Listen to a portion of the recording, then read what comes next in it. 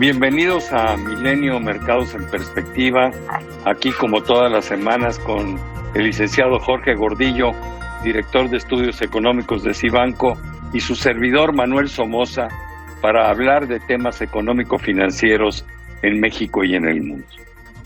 Y yo empezaría platicando, como siempre lo hacemos, de los mercados. Esta semana fue una semana negativa en términos generales. Fue una semana de ajuste. Va a sonar un poco chocante lo que voy a decir, pero recuerden que el domingo pasado dijimos que no había que echar las campanas a volar porque todavía había mucha incertidumbre hacia adelante. Y bueno, se presentó una semana con números negativos. El ajuste el jueves fue muy severo. Las bolsas en el mundo perdieron alrededor del 6%. Las monedas también lo resintieron. El peso pasó de haber cotizado niveles de 21.50 hasta 22.80, 22.85. Estuvo a punto de tocar los 23 pesos. Y bueno, pues esto no es más que el efecto de una corrección importante ante ganancias espectaculares en las últimas 7 semanas. Las últimas 7 semanas los mercados nada más se fueron en una sola dirección, que era hacia arriba y hacia arriba, y eso pues no se puede sostener en el mediano y en el largo plazo. Yo creo que este ajuste al final es un ajuste sano, porque seguimos siendo moderadamente optimistas en cuanto al crecimiento de los mercados y a la recuperación de los mismos. Sin embargo, creemos que debe de ser más lento, debemos ir más despacio de aquí hasta diciembre. ¿Por qué? Pues porque todavía no hay una vacuna para la pandemia y porque la pandemia es la que va a guiar las cosas. ¿Qué fue lo que provocó el ajuste? Bueno, pues yo creo que el ajuste lo provocó los comentarios que salieron de la reunión de política monetaria de la Reserva Federal, donde Jerome Powell hizo una perspectiva bastante realista de lo que tiene enfrente la economía en los Estados Unidos. No hubo sorpresas, pero bueno, pues hay gente que se inventa cosas. Dijo que la economía se podía contraer en Estados Unidos 6,5% y que el año entrante podía rebotar 5,5%, lo cual pues ya sabíamos, no hay ninguna sorpresa ahí. Esa fue la parte quizá negativa. Hubo algún comentario donde dijo que la pandemia podía dejar algunos daños de carácter permanente a la economía de Estados Unidos, sin especificar cuáles. Para mí quizá fue lo más negativo. Sin embargo, en la parte fundamental, en lo que es el quehacer diario de la Reserva Federal, pues ratificó lo que queríamos oír los inversionistas. Ratificó que las tasas de interés se van a quedar en los niveles actuales, que están cerquitita de cero hasta el 2022, y que los estímulos monetarios, la creación de moneda para seguir comprando bonos de todo tipo y de esta manera financiar actividades productivas, se va a mantener. Esa es la noticia importante, esa es la noticia que nos dice que la Reserva Federal va a estar ahí para soportar todo esto. Yo creo que eso fue la primera parte del ajuste.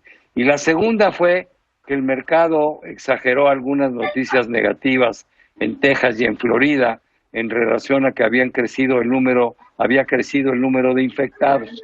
Bueno, siempre habíamos dicho que los mercados el peor peligro que tenían era que las economías tuvieran que dar reversa a la apertura ya iniciada.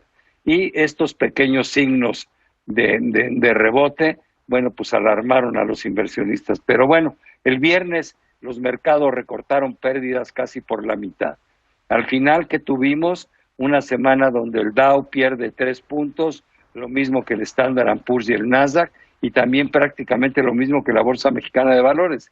El peso también llegó a perder cerca del 6%, pero con una pequeña recuperación que tuvo el viernes, pues va a estar cerrando en niveles de menos 3% con respecto al cierre del viernes anterior. Ese es mi comentario de los mercados, Jorge. No sé si tú quieras agregar algo.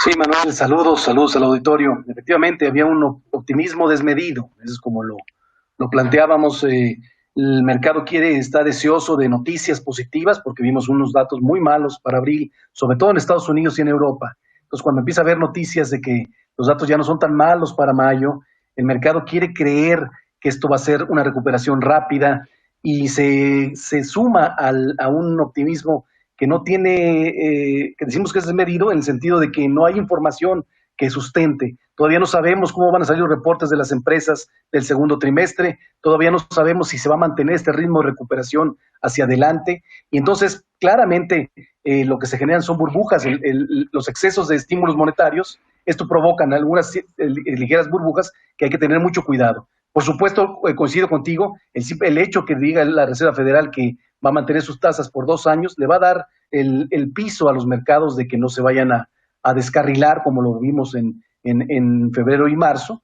pero hay que se vayan con más cuidado. De todas maneras, las burbujas no nos vamos a salvar y eso hay que tenerlo expresarlo muy bien a los clientes y expresarlo bien a los inversionistas de que vamos a tener momentos donde el mercado sobresalte y momentos donde el mercado se asuste de más. Sí, yo creo que el mensaje aquí a la comunidad de inversionistas es hay que ser cautelosos, hay que ser precavidos, ¿no? No hay que exagerar en el optimismo. Pero vamos a pasar a México, Jorge, porque sí hubo mucha información económica. Claro que está un poco atrasada, porque es más del mes de abril, pero es significativo lo que estamos sintiendo, ¿no? A mí lo que me preocupa es que las cosas en México pues van a ser mucho peor en los próximos meses, ¿no? Pero ¿por qué no le damos una probadita a lo que estamos viendo? Sí, salió la información sobre la más importante, la producción industrial del mes de abril. Eh, Vimos caídas de verdad escandalosas, nunca la habíamos visto, casi 30% de caída en la producción industrial y 35% que es referente a las manufacturas, 38% en la construcción. Bueno, estas son cifras que ya esperábamos que iban a ser muy malas, pero salieron todavía peor de lo que hubiéramos estimado. Y esto ha hecho pues que algunos analistas, algunos especialistas internacionales sigan deteriorando las expectativas económicas del país para el año. Ahorita ya algunos que ya estiman una caída de mayor del 10%. Nosotros creemos que, aunque ha sido peor que lo que esperaba el mercado, hay que tener cuidado, hay que buscar toda la información del trimestre, porque lo que va a valer la pena no es revisar, no es qué tal, bueno, sí, ya vimos el trancazo que nos vino, pero cómo se va a venir los siguientes meses, la capacidad que tengan las empresas y la economía y el gobierno para reactivar o para salir a sacar esta nueva normalidad con nuevas formas de hacer las cosas, y entonces eso sí va a ser lo que nos va a definir la recuperación, si va a tardar 1, 2 o 3 años en darse. Y por supuesto, esto se va a acomodar en los mercados financieros. Pues sí. Dime. Otro dato importante fue el ANTAD. El ANTAD son ventas internas, ventas de autoservicio, y aquí sí tenemos datos para mayo.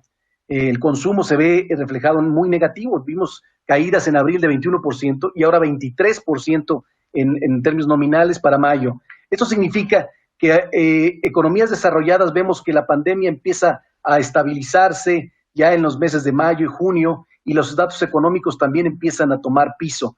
Pero no está pasando esto para economías como México o economías latinoamericanas, donde la pandemia parece que se va a alargar unos meses más y los datos económicos los vamos a ver negativos, por lo menos todo mayo y quizá parte de junio, ¿no? Así es. Mira, yo quisiera comentar, en adición a lo que has dicho, que también salió el dato de inflación de todo el mes de mayo. Y no me gustó, aunque estuvo por debajo de lo estimado, no me gustó, porque finalmente brincó del 2.15, que era el cierre de abril, últimos 12 meses, al 2.87 al cierre de mayo. Y esto quiere decir, cuando vemos las estimaciones de los analistas, que la inflación este año va a estar en el 3%. Te voy a decir cuál es mi preocupación. Mi preocupación está en que le están pegando muy duro al ahorrador mexicano, porque Banco de México ha bajado la tasa del 8.25 al 5.5, creo que lo tenía que hacer, había el espacio para hacerlo y era oportuno, pero también se está estimando que baje otro medio punto el 24 de junio, que es la próxima reunión de política monetaria, y voy a hacer aritmética simple. Si la baja al 5% y le quitas a esa tasa la inflación del 3%, dando por bueno el 3%, pues le va a quedar un rendimiento al inversionista mexicano el 2, y si a ese 2 le quitas el 1.45 del impuesto al ahorro, que aunque es un anticipo del ISR, para muchos es un impuesto definitivo porque nunca lo van a compensar contra nada, pues el rendimiento ya fue nada, fue del 0.5%. El problema de México no es un problema de tasas de interés, o sea que podemos bajar la tasa de interés a 0 y el país no va a crecer. El problema de la economía mexicana es un problema de falta de confianza, falta de inversión, falta de políticas públicas que aceleren la inversión privada. Ya está el tema, no es un tema de tasas de interés. Entonces, ojalá, el Banco de México siempre ha actuado en forma muy profesional y son gente muy inteligente, pero ojalá ya no bajaran la tasa, porque al que están pasando a cuchillo es al ahorrador mexicano. No le están dando ningún incentivo para que pueda ahorrar, y eso a mí me preocupa porque ese es mi negocio. Yo cuido el ahorro de las personas, cuido sus inversiones y me gusta que tengan rendimientos en términos reales. Pero bueno, se nos acaba rápido el tiempo. Nos quedan 2 minutos nada más para hablar de la pandemia en México. Yo también ahí estoy muy preocupado, sobre todo ante tu comentario. En la medida en que no sabemos dónde estamos parados, de que los números crecen todos los días, de que todos los días nos alargan la fecha de cuándo vamos a ver el pico, pues eso va a alargar la apertura de las actividades económicas en México, y esto va a representar mayores pérdidas para el 2020. Entonces, pues sí, puedo empezar a creer en cifras de menos 10% de contracción si no tenemos para cuándo incorporarnos a esta llamada normalidad. Sí, efectivamente, Manuel, eso es lo que más nos preocupa porque esto es generalizado en países emergentes, sobre todo en países latinoamericanos, y ya nos miden como tal, ¿no? A lo mejor a veces nos sentimos un poco más desarrollados, pero claramente aquí este tipo de fenómenos nos hace dar cuenta de en qué nivel estamos. Los contagios se van a alargar más aquí y van a afectar más economías pobres, economías en desarrollo, a las economías desarrolladas, porque el hecho de que estés a veces abriendo, pero no del todo, no le ayuda a nada a la recuperación económica. Y bueno, en la medida en que los fundamentales de las empresas fuertes se deterioren, pues puede ser más costoso para el país en los años subsecuentes. Jorge, pues se nos acabó el tiempo. Qué programa tan interesante. Yo te agradezco mucho tus comentarios, pero sobre todo le agradezco a usted que esté con nosotros aquí semana a semana en Milenio Mercados en Perspectiva. Nos vemos la próxima semana. Muchísimas gracias. Hasta la próxima semana.